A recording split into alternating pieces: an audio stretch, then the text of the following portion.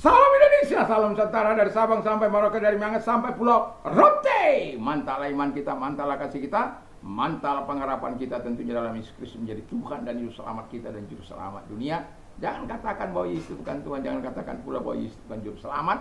Dia adalah Tuhan, dia adalah Juru Selamat. Kalau engkau percaya, engkau akan diselamatkan. Engkau tidak percaya, engkau akan dihukum. Haleluya. Dan Yohanes 3 ayat 16. Dan Yesus sudah berkata dalam Yohanes 14 ayat yang ke-6, Akulah jalan dan kebenaran dan hidup. Tiada seorang sampai kepada Allah kalau tidak melalui aku. Jadi hanya pada Yesus saja.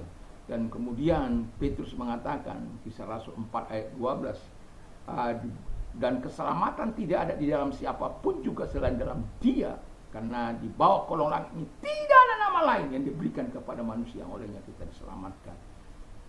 Haleluya, mantap. Dan Yohanes 3 ayat 16 berkata, karena begitu besar kasih Allah akan dunia ini, sehingga Ia mengaruniakan anaknya yang tunggal, supaya setiap orang yang percaya tidak binasa, melainkan beroleh hidup yang kekal. Kenapa? Percaya pada Yesus. Haleluya.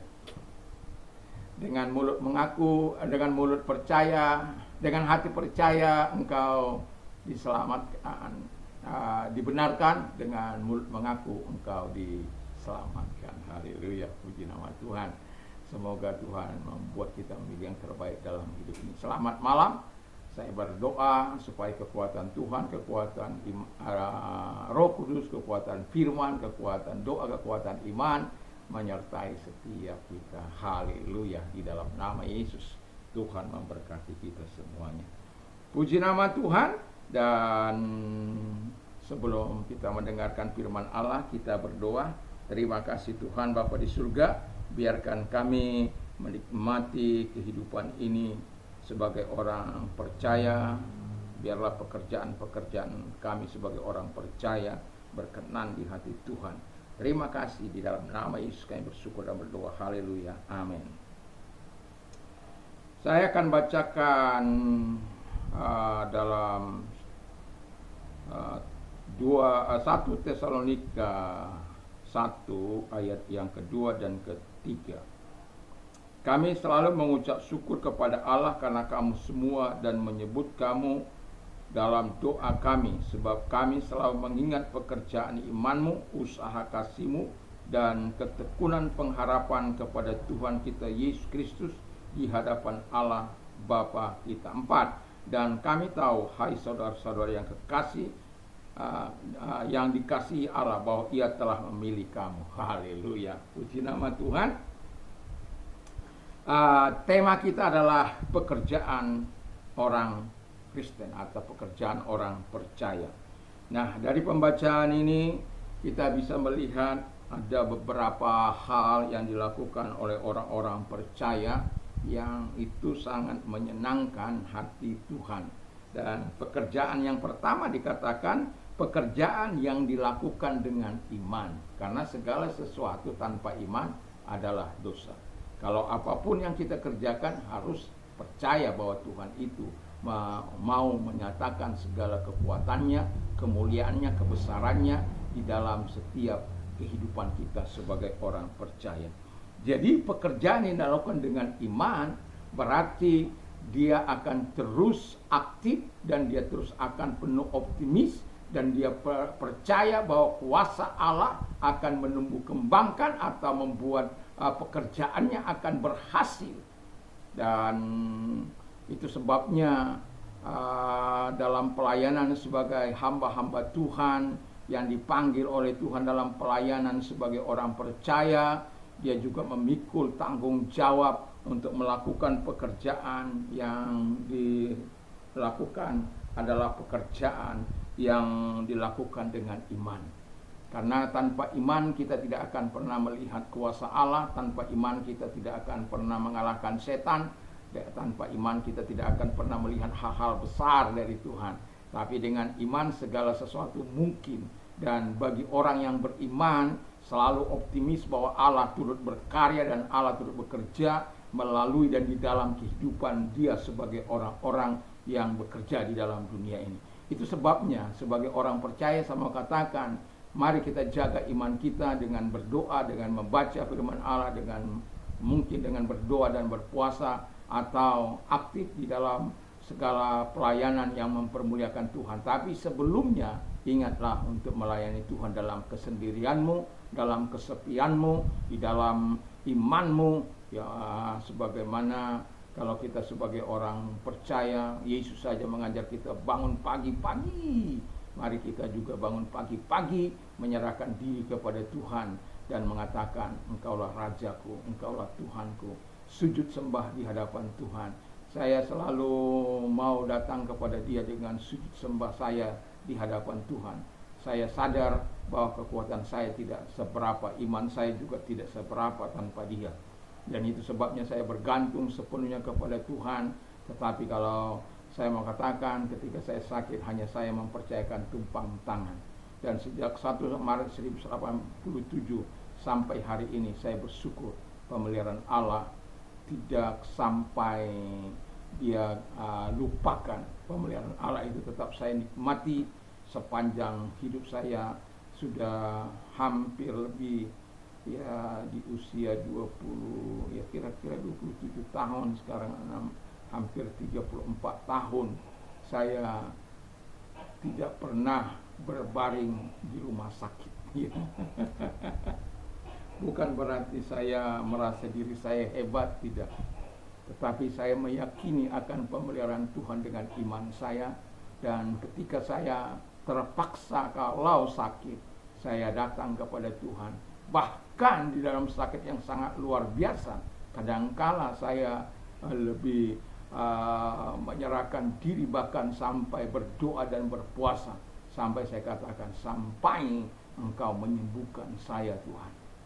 Kalau untuk orang lain saja saya mau berdoa puasa untuk kesembuhan mereka, apalagi untuk saya. Dan itulah sebabnya saya mau katakan kepada kita, mari mendatangi Tuhan dengan segala iman kita. Bahwa ketika kita imankan adalah dasar segala sesuatu yang kita harapkan dan bukti segala sesuatu yang tidak kita lihat. Kalau kita beriman, kita harus percaya bahwa Allah itu ada. Kalau tidak beriman, kita tidak akan pernah mendapatkan upah dari Allah yang baik itu. Yang kedua, pekerjaan yang didorong dan dilakukan dalam kasih. Jadi ada daya dorong untuk melakukan pekerjaan itu, yaitu kasih. Bukan kasih abal-abal, bukan kasih kita sebagai manusia. Kasih kita sebagai manusia itu terbatas, tapi didorong oleh kasih Allah, kecintaan kita kepada Allah. Dan itu membuat kita, sekalipun mungkin kita seringkali dikecewakan, seringkali kita mengalami masa-masa sulit, tetapi ketika kita kembali merefleksi diri dengan Tuhan, saya yakin dan percaya akan ada hal yang akan dilakukan, pembaharuan yang akan Tuhan lakukan di dalam kehidupan kita, untuk menutup segala kekecewaan kita, segala mungkin ketidaksukaan kita, dan macam-macam lah itu.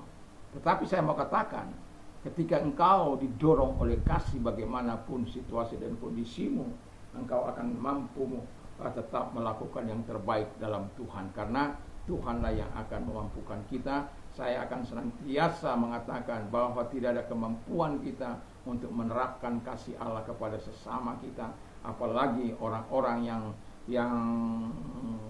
yang kita layani mengecewakan kita, menyakiti kita, bahkan memfitnah kita. Itu sesuatu yang sangat mungkin kita tidak dapat terima.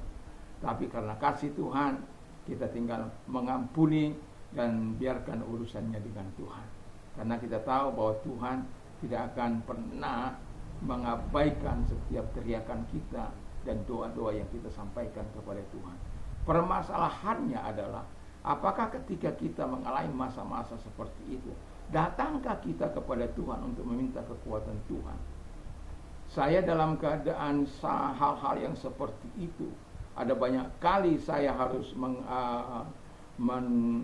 membangunkan Tuhan kalau Tuhan itu tidur. Tapi kan Tuhan tidak pernah tertidur. Saya yang tertidur. Dan kadangkala kalau saya ingin mendekatkan diri kepada Tuhan sampai tertidur di bawah pangkuan kasihnya. Aminnya besok. Pagi-pagi ternyata tertidur dalam roh. Saking apa? Saking kita ingin mendekatkan diri kepada Tuhan, supaya kita betul-betul segala melakukan pekerjaan ini dengan kasih. Ada banyak kali kita sudah memberikan yang terbaik, tapi orang menyikapi dengan receh, dengan remeh-temeh, ya. Tetapi saya mau katakan, biarlah kita terus melakukan dengan penuh cinta kasih. Yang terakhir, yang bacaan yang kita baca, pekerjaan dilakukan dengan tekun, dengan pengharapan kepada Tuhan Yesus dan kepada Allah. Saya menuliskan membaca kisah tentang Otto dan Geisler. Ya, mereka memasuki Manokwari kira-kira tahun 1855. Dan kemudian 25 tahun kemudian hanya segelintir orang yang percaya kepada Tuhan. Tapi mereka tetap setia untuk melayani Tuhan. Itu di Manokwari. J.L. Van Hessel 1864 kira-kira begitu dia masuk ke Irian Utara. Dan kemudian dia melayani selama 44 tahun di sana, tetapi tidak ada kegerakan. Di tanah sampai 1907 tidak ada sebuah kegerakan pun di situ. Tapi di tahun 1908 sebuah kegerakan terjadi di Irian Utara, dan itu mereka adalah orang-orang yang bertekun di dalam Tuhan, menantikan janji Tuhan karena pengharapan yang mereka dambakan kepada Tuhan. Saya sudah naik ke bukit di mana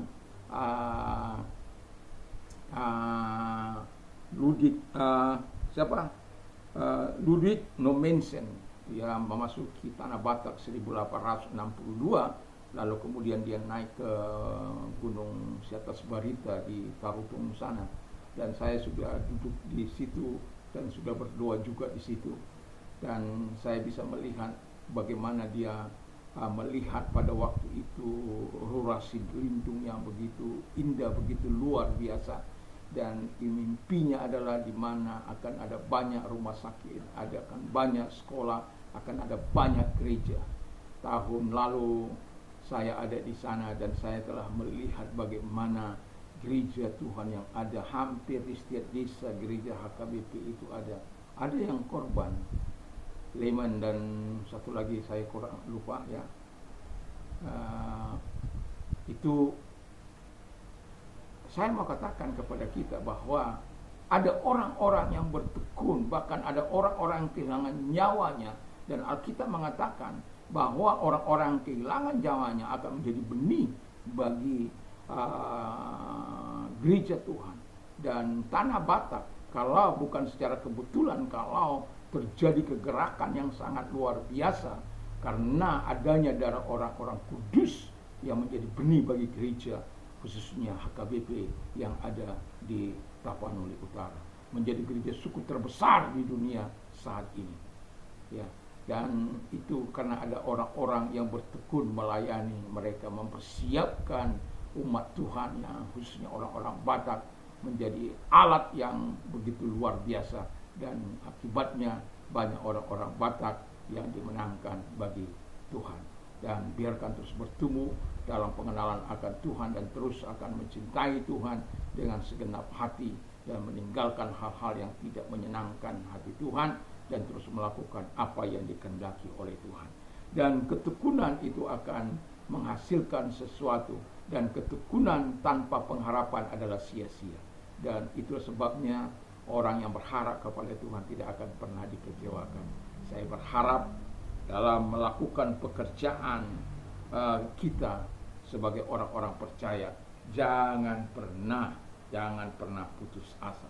Teruslah berharap. Dalam pengharapan selalu ada peluang yang akan Tuhan tunjukkan kepada gerejanya. Tuhan Yesus memberkati. Mari kita berdoa. Terima kasih Tuhan.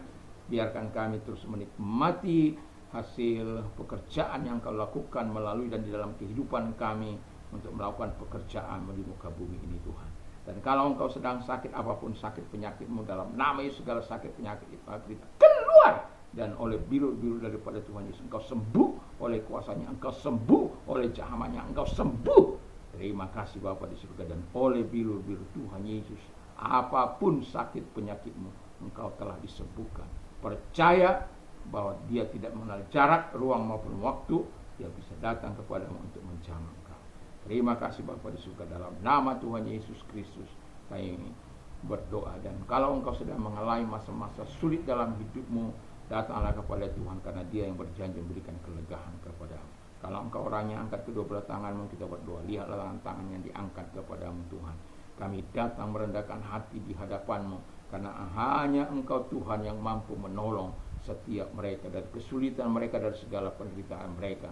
Sehingga setiap kami boleh berkata bahwa tangan Tuhanlah yang melepaskan kami dari segala kesulitan. Karena Tuhan sudah berkata, ketika mereka berdoa, orang-orang yang mengasihi, orang-orang yang mencintai Tuhan itu berdoa dan Tuhan akan menjawab. Terima kasih, dan itulah sebabnya kami percaya Tuhan sudah menjawab dan menolong mereka semuanya yang percaya kepada-Mu.